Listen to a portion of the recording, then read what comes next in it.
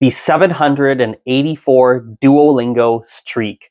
I met someone the other day who literally had a 784-day streak for Italian on Duolingo. And over the years, I've met many, many, many people who have impressive Duolingo streaks. And I'm going to tell you a story today about recipes for fluency. Okay? A recipe for fluency is a certain way that you could go about learning a language that has a very high probability of success. And I'll give you the punchline right off the bat, right in the beginning of the video. Your streak on Duolingo, the Duolingo streak in general, has little to no actual correlation to your ability to communicate in another language. Literally, not exaggerating, every single time I've met someone who has an impressive Duolingo streak, I can't guess based on their streak how well they can speak, how well they can understand, how well they can read, how well they can write, how good their grammar is, how good their pronunciation is. No correlation. Usually, it means that they're a beginner. Whether it's 100 days, 500 days, 784 days, it usually means they're a beginner. So then the question is, well, what kinds of strategies can we use that actually have a high degree of probability of success? What kinds of things can we do to learn a language that generally seem to work? Well, let me tell you, I'm not exaggerating. I've spoken with thousands of language learners over the years, and I've noticed a lot of patterns.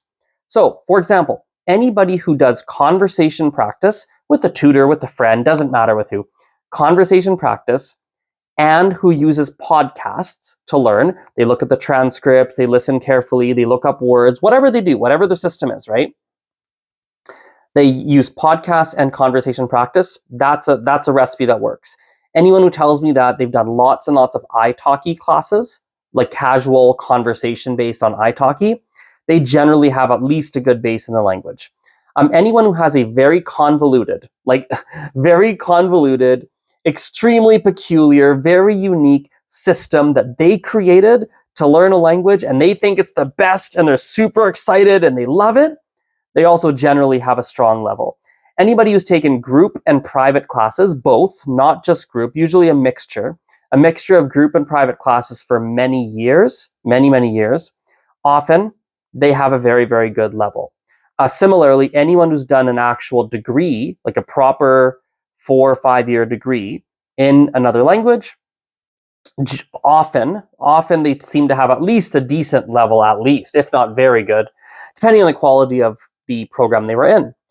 Anyone who's done an immersion school, if you were in French immersion, Spanish immersion, something like that growing up, even like I did that for French, for example, people I meet in Calgary where I live, who did French immersion, even if they didn't speak French after French immersion for like 10 years, and today they start speaking in French, they still remember a lot of it.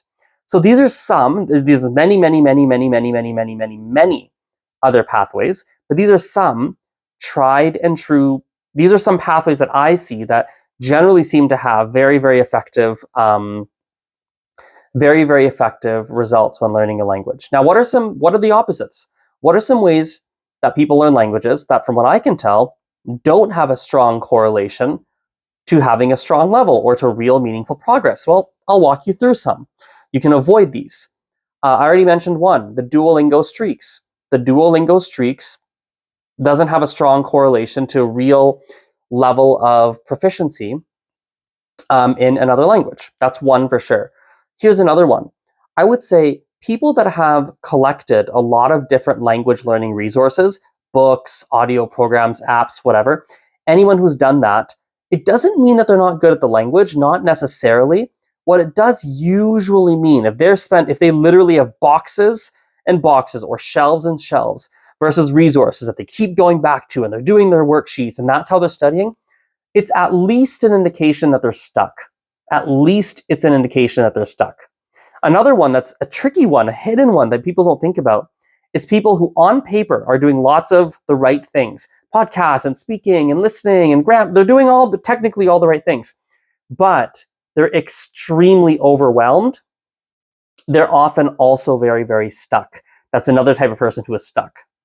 Another common profile that I see for language learners, one that doesn't work, it looks a little bit different each time, but it's someone who's been studying for X number of years. 2 years, 1 year, 5 years, 10 years. I've even seen up to 25 years. And they have been learning. They've been practicing and studying this language, but they're still at a low beginner level. It actually does happen. This is another profile. And for that type of person, a little piece of advice, you've got to switch things up. Clearly what you're doing is not working. It's kind of like me. I was trying to get in shape alone for a long time, and I was actually getting worse over the years despite trying to get better. I was like, something's not, I've been doing this for like 4 or 5 years now, and something's not working. So I actually got a personal trainer, like a really good one, and that solved everything for me. So anyway, the point is, that's a profile. People who are trying for years, but are actually still stuck at that low beginner level. They got to switch things up, and that's a common profile. I'd say another really common, you know what? Let's wrap that up there. That's long enough. Those are some profiles of people that go about learning languages. And I have one more. Sorry, one last one. Final profile. Anyone who's learning lots of languages at the same time, they might be having a blast, but it usually shows that they're not really proficient in any of them at all.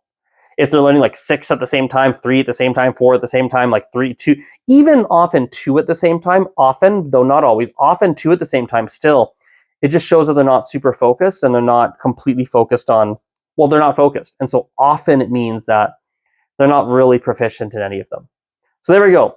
Those are some profiles of people who have got a good recipe for fluency, and some profiles of people that I've seen that often do not have the right ingredients.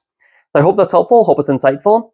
And hope you have a wonderful, it's nighttime for me, daytime, who knows what it is for you. Have a wonderful whatever it is for you right now. Bye-bye.